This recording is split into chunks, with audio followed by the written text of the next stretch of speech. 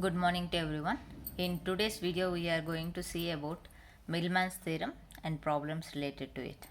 So, as per the statement of Millman's theorem, if the circuit is having, if the circuit is having more than one voltage source, more than one voltage source connected in series with their internal resistance, So, whatever those sources are there, we simply define that, replacing that all the sources within a single voltage source in series with the single resistance. So that is the statement. If the voltage source v1 v2 v3 or so on vn in series with internal resistance, that means one voltage source having one internal resistance, that's the way. Another voltage source having another resistance. Likewise, if these resistances are connected in parallel, all these sources can be replaced by a single voltage source which is in series with the internal resistance. So that internal resistance we are going to see. Here whatever the equivalent voltage source is nothing but V1 G1 plus V2 G2 plus so on. How many resistance are there? That many resistance is divided by the total conductance. Here G is nothing but the conductance. Conductance is nothing but 1 by the resistance value. So G is nothing but 1 by resistance. So we will see how this formula we got.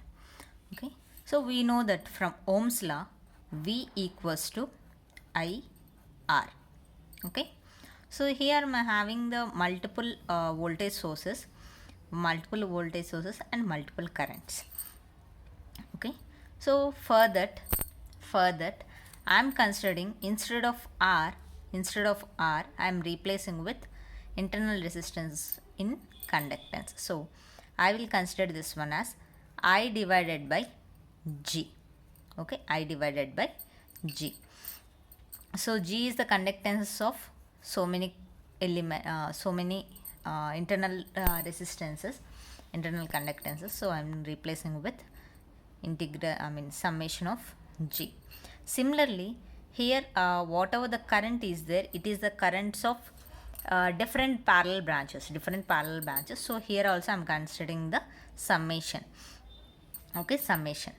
Please remember to get the current in the first branch. That means it is nothing but the I1 plus I2 plus I3 so on. So to get the current in the first branch, I should go with again Ohm's law. Again Ohm's law, V divided by R1. If I want to go for the I2, V2 divided by R2, V3 divided by R3. So if I am observing V1 into 1 by R, it's nothing but V1 into G1 and V2 plus V2 into G2 so on.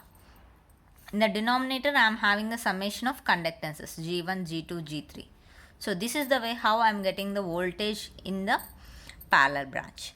So already I know that. So whatever the resistance is, nothing but the reciprocal of your conductance.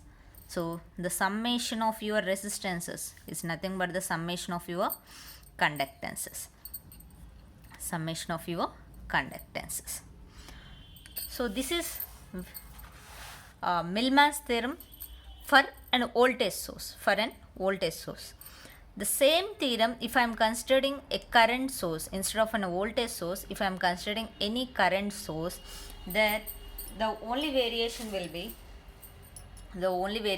be here the voltage source in series with internal resistance. But when you go for a current source,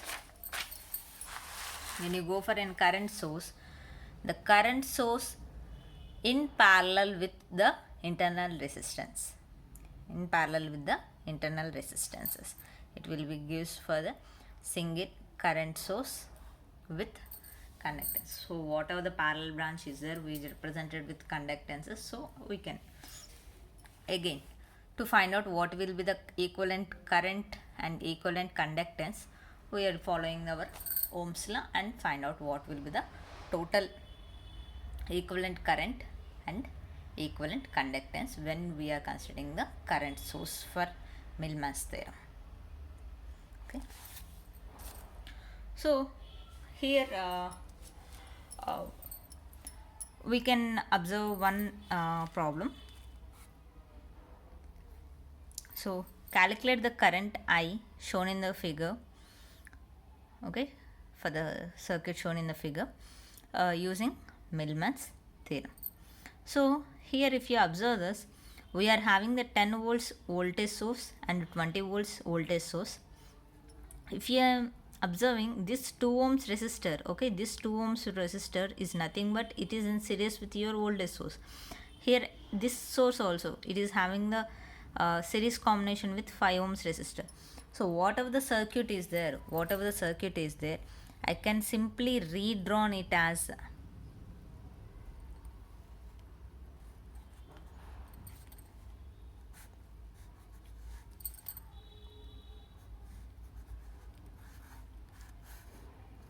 in this way.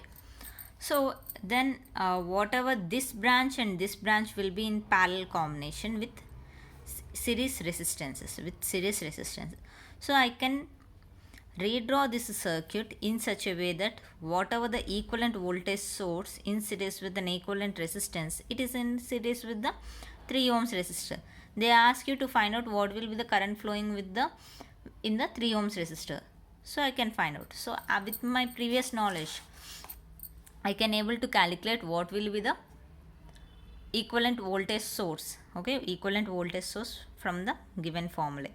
So I know V1 and G1 is nothing but 1 by 2, and I know V2 20 and 1 by G2 is nothing but 1 by 5.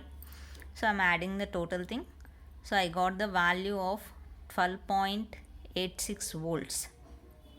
I got the value of 12.86 volts, and I find out what will be the total reactance.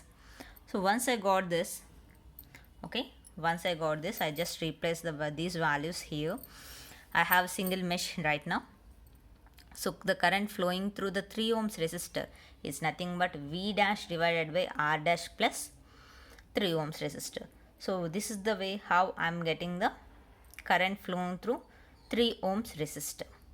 Okay, this is the way how we are getting for 3 ohms resistor, current flowing through 3 ohms resistor by using your Millman's theorem. So thank you.